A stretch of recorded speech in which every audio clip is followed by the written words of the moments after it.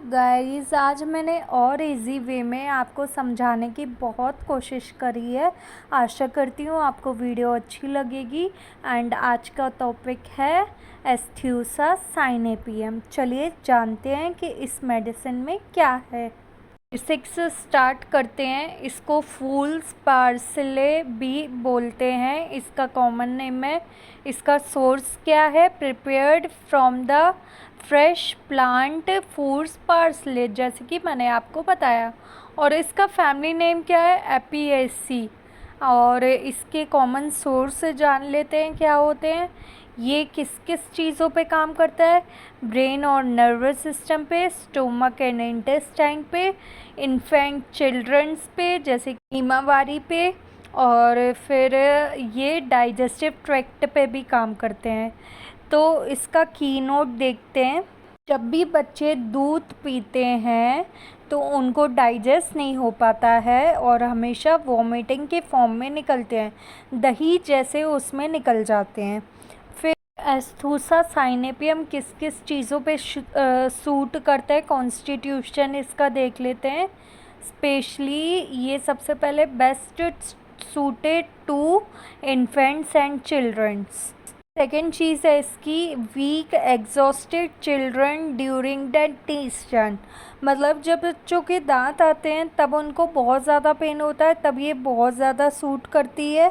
इसके साथ साथ कर्ड जैसा मिल्क निकलता है, मिल्क पीते हैं तो वॉमिटिंग होती है उन्हें। जैसा कि मैंने आपको बताया, बिल्कुल भी मिल्क डाइजेस्ट नहीं होता है। Patients who cannot digest milk, ये इसका बहुत की फीचर है कि मिल्क डाइजेस्ट भी। ये भी देख लेते हैं ये किस किस चीज़ों पे असर करता है, जैसे कि mind, confusion and inability to think. मतलब हमेशा कन्फ्यूजन में रहते हैं, कुछ भी सोचते हैं तो वो सोच नहीं पाते हैं।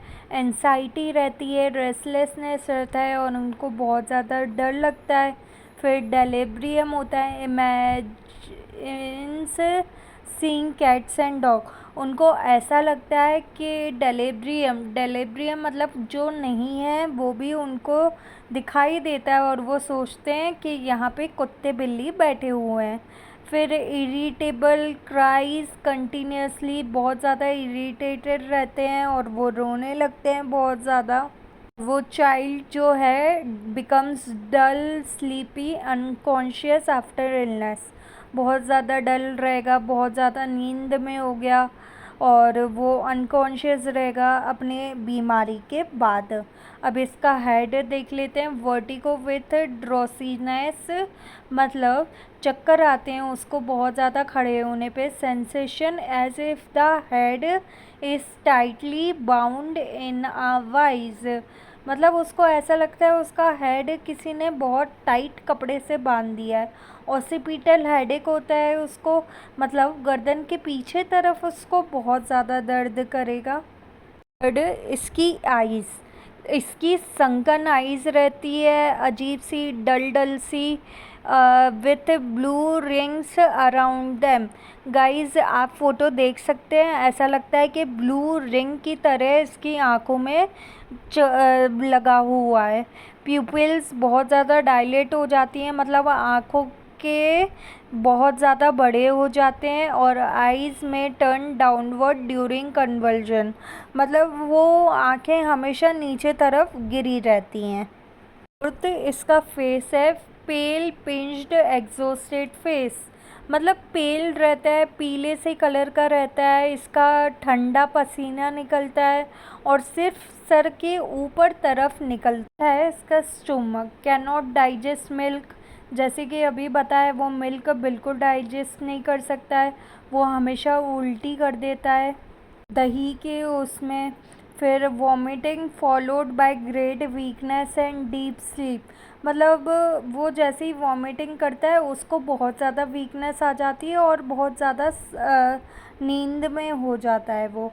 फिर नोज़िया विथ रिपीटिंग वॉमिटिंग, मतलब उसको बहुत ज़्यादा वॉमिटिंग आएगी। This intolerance of milk is one of the classic keynote of this remedy. Guys मैंने अभी आपको बताया इस हमेशा दही के फॉर्म में या कर्ड के फॉर्म में निकलता है।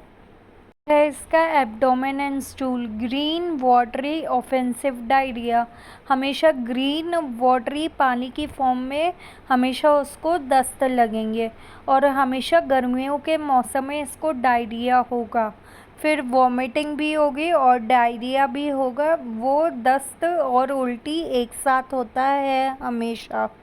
फिर इसके बाद ग्रेट एग्जॉशन आफ्टर स्टूल, बहुत थकान हो जाती है स्टूल मतलब लेटरिन जाने के बाद। फिर इसका नर्वस सिस्टम देख लेते हैं। इसका कन्वल्जन ड्यूरिंग टीथिंग, मतलब बहुत ज़्यादा अजीब सा हो जाता है, नर्वस रहता है, थकान होती है, वीकनेस होती है उसके जब दांत आते हैं उस टाइम पे। एपिलेक्टिक स्पाम्स विद क्लेंज्ड थंब, मतलब उसके थंब बिल्कुल भी काम नहीं करते हैं उस समय। मार्क्ड वीकनेस रहती है। स्टूपर आफ्टर अटैक्स, मतलब उसको ऐसा लगता है कि अब बस अटैक आ गया है, अब कोई काम नहीं करना है और सोता रहता है। फिर इसका 7th पॉइंट है sleep, profound sleep after vomiting और डायरिया। अब उसे उल्टी दस्त आने के बाद इतनी ज़्यादा नींद आती है फिर वो सो जाता है। Difficulty to wake the patient, मतलब उसको उठाना मुश्किल नहीं, बहुत ज़्यादा कठिन हो जाता है कि उठ जाओ अब सुबह हो गई है या फिर अब इवनिंग हो रही है। अब समझते हैं इसकी मॉडलिटीज़ में क्या आ गया। जैसे कि आपको बताया अभी, इसको दिक्कत मिल्क से है आते हैं जब उसको इरिटेशन होती है, समर वेदर से, और खाने के बाद उसको हमेशा उल्टी दस्त होते हैं। ऐसे पेशेंट को अच्छा कब लगेगा? आराम करने से और सोने से उसको अच्छा लगेगा, रेस्ट मिलेगा।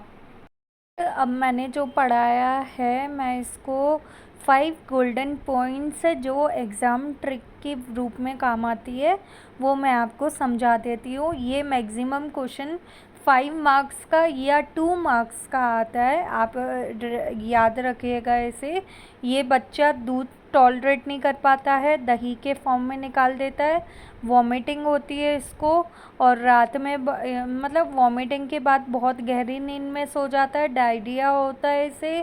फिर कन्वर्जन ड्यूरिंग डेंटिशन, मतलब दांत आते हैं तब दिक्कत होती है इसे। इसकी आँखों के चारों तरफ ब्लू रिंग्स बनती हैं, एग्जॉस्टेड अपीयरेंस होता है। गाइस मैंने फ़ोटो से भी एक्सप्लेन करा है। एंड गाइस अगर आपको मेरा चैनल अच्छा लगता हो तो please like and subscribe my channel, जिससे कि आप मेरे अपकमिंग अपडेट कभी भी मिस ना करें। और अगर आपको मेरा चैनल पसंद आता है तो नीचे प्लीज़ कमेंट करिए। Thank you.